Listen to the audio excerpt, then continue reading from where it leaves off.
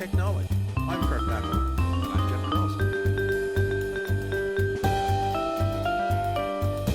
So we're having our third heat wave of the year. Our first one was in May, the second one was in June a couple weeks ago, and now we're recording this on the 7th of July, and we're having our third heat wave of the year. And, you know, the U.S. at the same time has over 100 degrees, so we're not quite there, but this is not a country that is designed for that, and I want to become a climate refugee. Well, I think for a long time the UK kind of was a climate refugee area, but this year especially, you're just getting hammered. Yeah. And so this made me think, what do we do about our cameras in this heat? So today I was watching the Tour de France. So again, we're July 7th, and they were doing a stage from Carcassonne to Foix. It started at 39 degrees, and at one point it was over 40. So before they started, they were talking about how do the riders keep cool. You see some of them riding, they get these packs of ice cubes they stick down the backs of their jerseys. They pour water over themselves. But then they went to one of the cameramen to see what they were doing, and the cameraman was showing, you know, those reflective emergency blankets that they put on people to keep them warm? Well, they put those around the cameras to reflect the sun off, because obviously the cameras are all painted black. And this keeps the cameras a little bit cooler, because even fancy, expensive TV video cameras can't operate in high heat. Yeah, and these are the big cameras, like the big stationary. They're just going to sit there all day in the sun. Yeah. And as we all know, just using our regular electronics, heat is not kind to electronics. What I generally see for computers, iPhones, etc., operating conditions up to 35 degrees centigrade. That is less than 100 degrees Fahrenheit. Everyone can check their local Siri. That puts you in the 90s, right? And that seems to be the high end of what's recommended, which would mean if something happened to your iPhone under Apple Care and you said, I was in, I don't know, Washington, D.C. on the 4th of July where it was over 100 degrees, Apple might say they might not repair it. Yeah, I guess potentially. I don't know if you've ever had this happen, or maybe you've had it happen in the last month or so. Your phone will shut down if it gets too hot. Yeah. I've had that happen occasionally. So you have some sort of barrier against that. I don't think regular cameras have anything like that, other than, well, the ones that can shoot video will shut down if it gets too hot. I know that because you can buy, like for some models, you can buy basically a little fan that clips onto the back where the view screen is. Okay. Like the view screen flips out of the way and you put a little fan. I know Fuji has one, and I think someone makes it like a third party for Sony, because when you're shooting video, like 4K video, it's so processor intensive, it heats everything up. So I know that's a real problem. I think if we're just talking about you're going out and making still photos in a hot environment, I don't think you're going to run into too many problems, but it's going to be hot. You're going to want to keep it protected, not leave it sitting in the sun while you're not shooting, things like that. Well, we happen to know someone who wrote an article about this. It is entitled, "Oh my gosh, Don't Let Your Phone Overheat This Summer. Here's How to Keep It Cool." And this was about phones, but the same thing applies to cameras. I think the most important thing is if you do go out, even if you're hiking or something, don't let your camera be in the sun, even if it's over your shoulder or on your back, because it's black and it's going to absorb the heat. So put it in your bag or put a hat on it or something. That's going to make a big difference. Just that alone, the black that it absorbs. I mean, you go out in really hot sunny weather in a black T-shirt. You know how it feels when the black is absorbing the heat. Have you ever seen pictures of Disneyland when they have Goth Day? No. They have a specific Goth Day. And I mean, it's great. Visually, it's amazing, but it always seems to happen in July or August at Disneyland. And you have all of these people who are dressed entirely in black, head to toe, oftentimes like heavier weight clothing, walking around Disneyland, just absolutely sweating it out. And it's also just hilarious that it's Disneyland. I've never been there when it happened. But yes, dark clothes, you're going to get hot. And I think also be mindful of how you're shooting. If you are taking a lot of pictures, that's just going to heat things up in general. If you're shooting in burst mode a lot. If you're shooting in burst mode, things like that. So you might just have to be mindful that you're going to need to have some literal cool down period for your cameras as well as yourself. Yeah. Okay. Well, yeah. By the time this episode is out, we may have finished our third heat wave, or the fourth one might have started. This is quite an exceptional year here. But you'll be getting another one in the U.S. because of El Nino. Apparently, you're going to get some heavy weather very soon. Yeah. I hate to say this in a way that's going to be recorded, but so far, Seattle has not been hit hard by that. Like the entire rest of the country was red and between 90s and 100s, and we've kind of hung out in the 70s, low 80s. So I'm just going to knock on wood here because. But didn't you tell me you just went to Leavenworth Prison and it was 90 degrees? I went to Leavenworth, Washington, and it was almost 90 degrees. So, yeah. I also got to experience it, yeah. But Seattle's by the sea, so I guess that keeps it a little bit cooler. It does a little bit. But, we had a heat wave last month that it got up to like 89 here. So it's not unheard of. It's just tends to not be as pronounced. Yeah. But, weather is the weather, so who knows? Well, and climate is climate. Anyway, we'll link in the show notes to this article. It's just like there are some obvious things about your phone. Take the case off when you're charging, because I've seen that happen even at home, right? You plug it in and it starts getting warm because the phone's still doing stuff in the background, right? If there's background app refresh and somehow something gets stuck, the phone can overheat. And same with the camera. And also remember one thing, batteries don't last as long in extreme temperatures. And I see this with my car, 20 degrees centigrade, so 70-ish, the car gets a certain amount of range. But if it's really cold or if it's really hot, the range can go down by like 20%. The same is going to be true with a camera, with a phone, or any other device. Also, speaking of cars, don't leave your camera gear in a hot car. Even in the trunk. Even in the trunk, yeah. Because A, you don't want anybody to take it out of your car, but also I imagine it can get so hot, like you don't want your lens bodies to, bend or – I mean, they're not going to melt, but they can, distort if it's hot enough and you put it in a car and that focuses the heat and And if you shoot film, it's going to be even more dangerous for the film. I'm pretty sure that the conditions for film itself are not that extreme. It's been a long time since I shot film. But I'm pretty sure you have to be careful about that. Yeah, I'm sure. All right, so the next thing we wanted to talk about was iOS 27's RAW processing. We're going to link to an article in 9 to 5 Mac, and it talks about using RAW 9, which is the ninth version of Apple's RAW, what do you call it, RAW processor, RAW algorithm? Yeah. What do you call it? Yeah, RAW processor, I think. And, I mean, the photo at the top here is like, is it really, it's like this really noisy photo of some crayons, and on the right, it's really clean without noise. I mean, this almost looks like a fake before and after, like the guy before he goes to the gym and after, and he's got all these muscles, that kind of thing. It looks faked. It kind of does, but looking down at some of the comparisons, these are from Apple, like from one of the presentations. It was a WWDC 26 session called Enhanced Raw Image Processing with Core Image. So these do look faked, but I have no reason to believe that they are just because people would be able to test it out. But it is impressive. And we should probably also mention like this is mostly the underlying raw processing technology. So it's not necessarily that you can open up the Photos app and say, I want to edit my raw image using RAW 9 instead of RAW 8. This is just what's going to happen when you edit an image. But what's intriguing about this is that it's applying a lot of machine learning / AI denoise to the raw processing. So rather than having to denoise it after the fact, it's doing all this up front. And it looks like the results are really impressive, especially compared to the previous processors. So when I saw this article, I sent it to you and I said, they're using AI in their RAW conversion.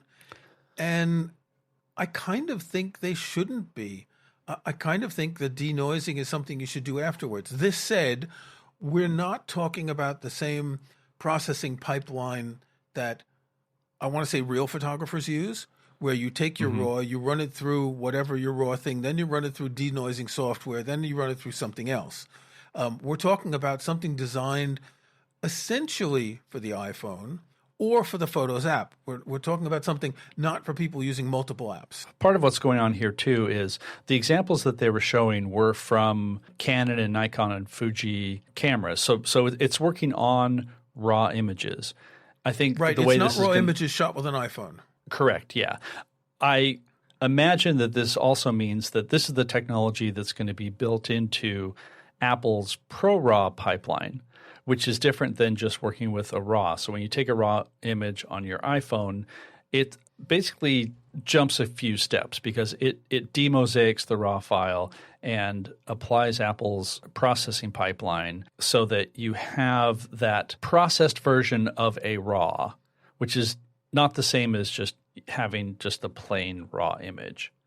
So this technology is going to be applied throughout that part. But then also when you are working on raw images, and I'm guessing this will just be in the Photos app, but can be available to something like Photomator or Nitro. For example, that the underlying technology is going to be better. Now, what we don't know is, are you just going to have to accept this denoising if you're a developer because this is what's going to be used, or if this is a component of the raw engine that you can apply?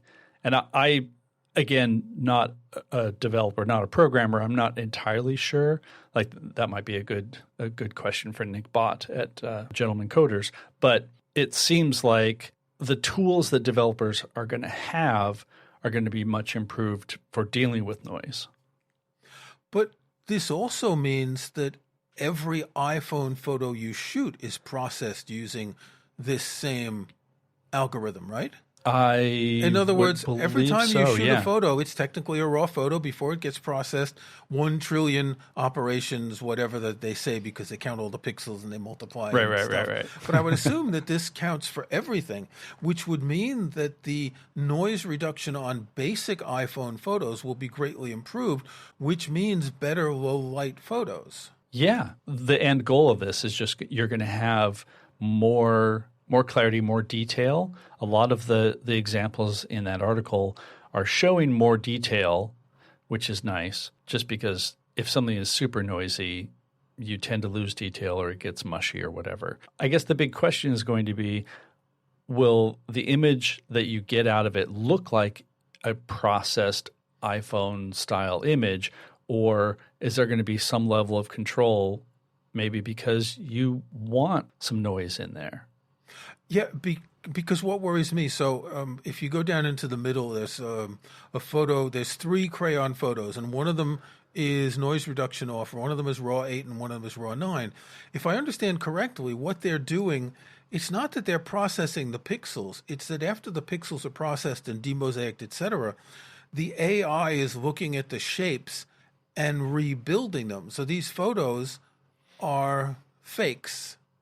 In other words, it's looking at these crayons thinking, oh, well, these are crayons. Crayons should look like this, right? Oh, I don't think that's it. I don't think it's a generative AI process. I think this is better at recognizing patterns of noise and correcting for them and pulling out the detail.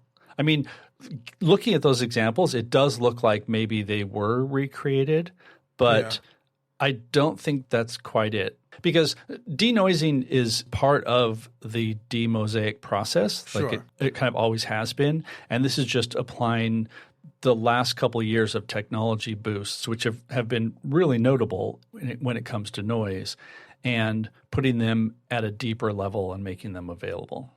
Okay. Well, we'll find out in, 2 months from now about. It's around this time in September that they announce new things. By the way, let's just mention we're going to go to a tri-weekly schedule for the next couple of months instead of fortnightly. What do you call it? Tri-weekly? I guess, whatever. Every 3 weeks? Sure. Yeah. An every 3 weekly schedule. Yes, an every 3 weekly podcast. All right. We do have another topic, and you did some playing in the water. You went kayaking, all to, in great danger, test out a new drone in, what was this, in the wild seas off the coast of Seattle.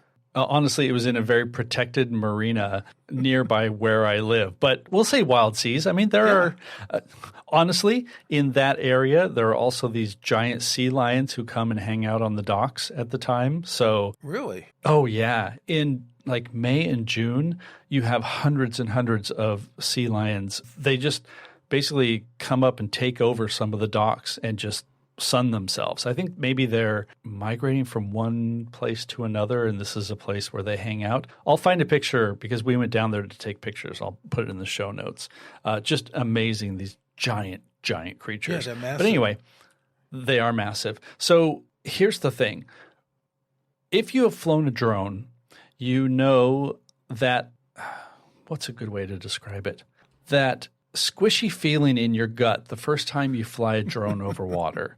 Because if something goes wrong, and drones work great, but if something goes wrong and it goes into the drink, your drone is gone. We've probably all seen videos of people flying drones and realizing that it's going to go down in the water. And like I remember seeing one where a guy just basically dropped everything and ran out to the water to try to catch it because otherwise your $1,000 drone is just gone. Well, this is an exception. So it's called the HoverAir Aqua. And I got to test this out. And it's a drone that's designed to be in the water, not like underwater, but on the water. So I took it out on a kayak, and you can have it launched from your hand if you want, but you can also just basically toss it overboard and it lands in the water. Even if it lands upside down, it has a little feature that it like flips itself over like a little turtle kick. Turtle kick. Sorry, turtle flip, not turtle kick. Turtle flip. Okay. Turtle flip, yeah. And this is basically like a way to obviously, it's waterproof, but it's something that you can take when you are kayaking or surfing or doing any other sort of water sport where, of course, you wouldn't be able to take a regular drone.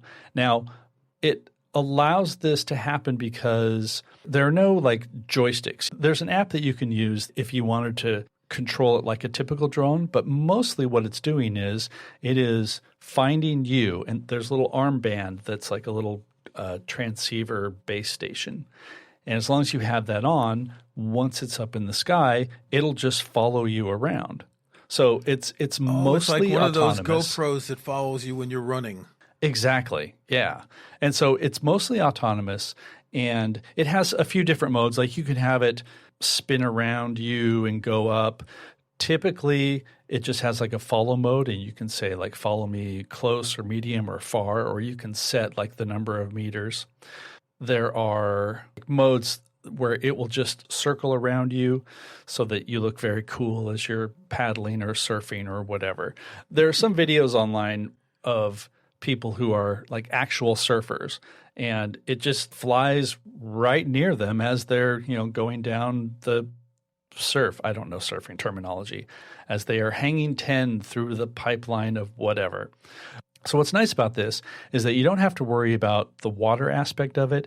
And for the most part, as long as you have, some sort of a plan, or you can set the mode on the device itself. It has a little screen and a few buttons.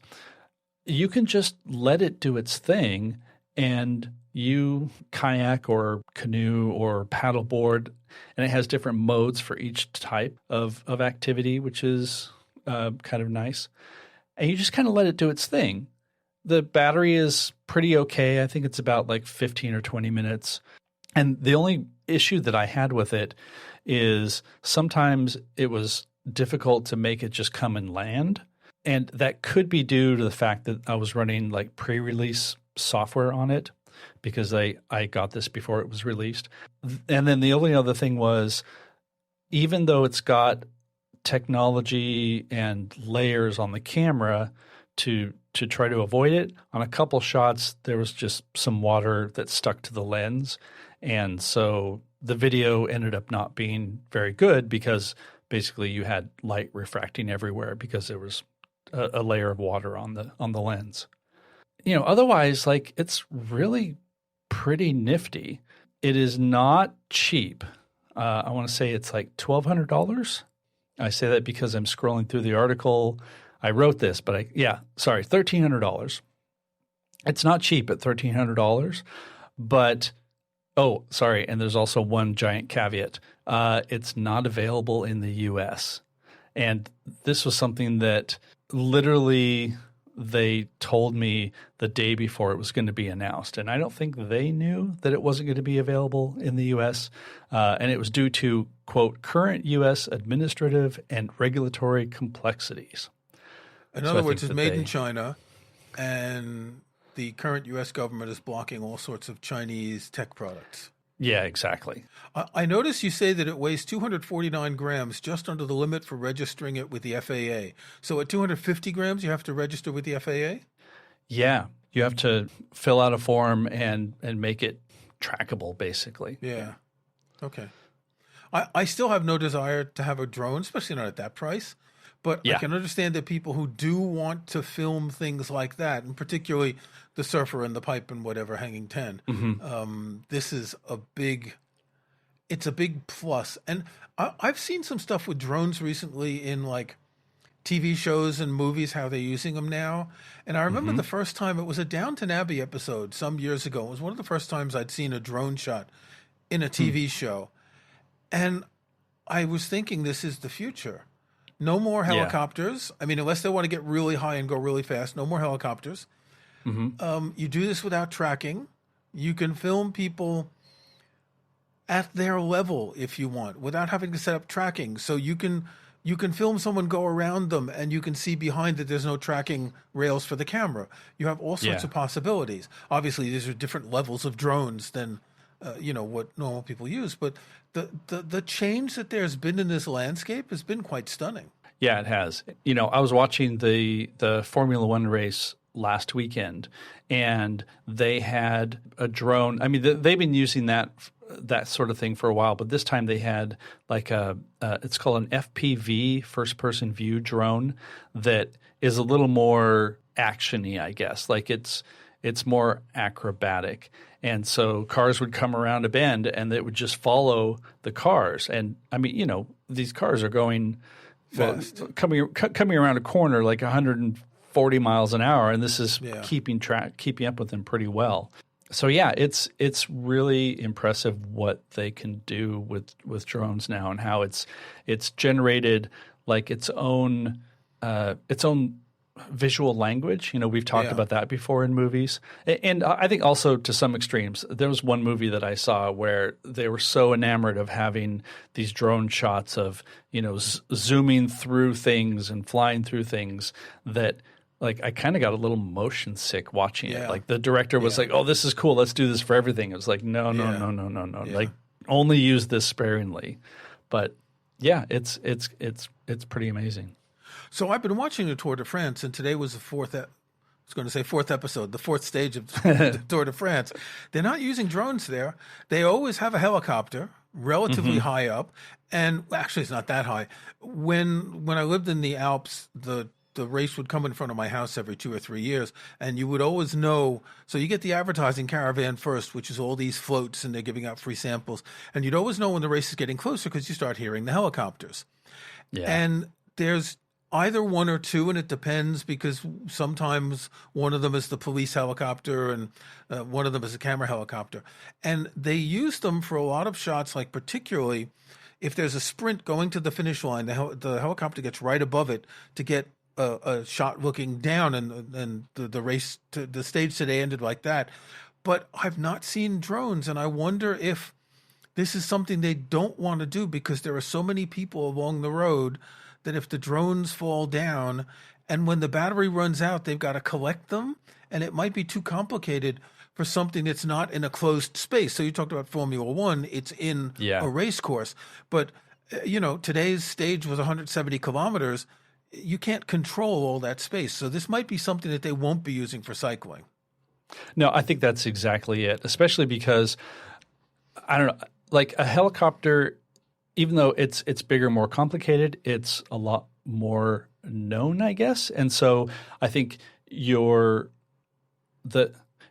more reliable than drones, I think. I mean, drones are great, but sometimes they can just, fall out of the sky. And I think also because you're also dealing with a whole bunch of radio signals going on. You've got all the TV broadcasts. You've got all the, all of that, which I think sometimes in the Tour de France, the signal drops out.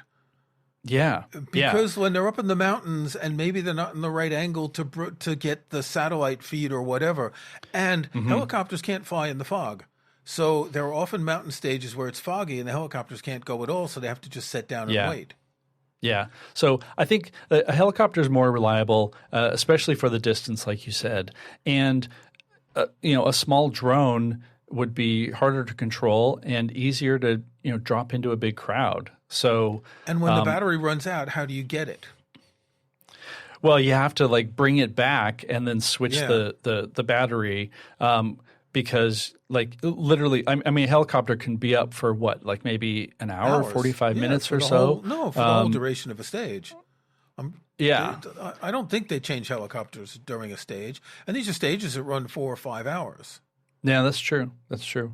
Yeah. So, I mean, there are a lot of complications there. If you watched the Winter Olympics this last year, they were doing really impressive things with drones, like literally having a drone just fly down the mountain behind a skier.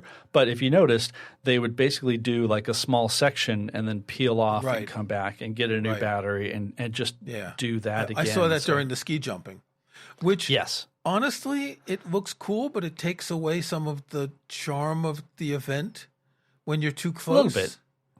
I mean, you're looking at it differently. It takes a while to get used to it. It's like they had that guy on the ice in the figure skating with a camera.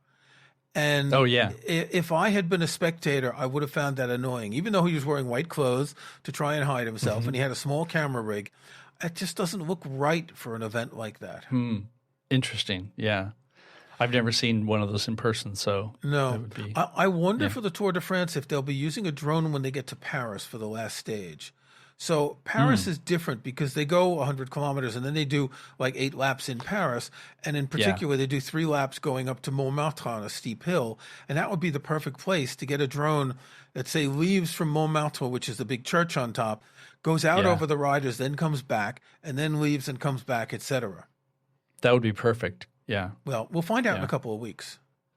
Yeah, exactly. And also, speaking of drones, I'm just going to do a little plug. I wrote an article about a different set of drones at CNET. So for the World Cup, Seattle did a thing. They did a drone show for each of the 6 games that was hosted here. You mean like drone fireworks? Like drone fireworks, yeah. Dancing drones. Yeah. I basically spent an afternoon talking to the people who set up the drones and everything. And it's really fascinating stuff. The show that you see has to be animated drone by drone, like an animated movie, like animated cartoon or something. Like frame by frame.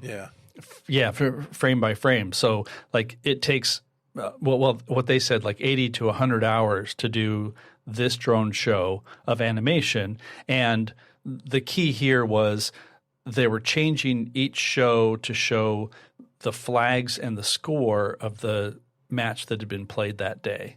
So anyway, link in the show notes. It was really cool experience seeing these drones that have no cameras, no sensors, but they have just GPS, just lights, and really strong GPS that can keep them within a centimeter of where they need to be in the sky. Wow. So anyway, cool stuff. Okay. My plug is that my book, Take Control of AirPods, will be out before this podcast is released. Excellent. So amazing. Exciting. Yeah. Okay. So see you in 3 weeks, Jeff. Thanks for listening to PhotoActive. You can find show notes, including any photos we discussed in this episode, at photoactive.co. That's photoactive.co. We couldn't afford the end. You can join our Facebook group at facebook.com/groups/photoactivecast. That's photoactivecast in one word. You can subscribe to PhotoActive in your favorite podcast app or on Apple Podcasts. See the links on our website. And think about leaving us a rating or review in iTunes or in your podcast.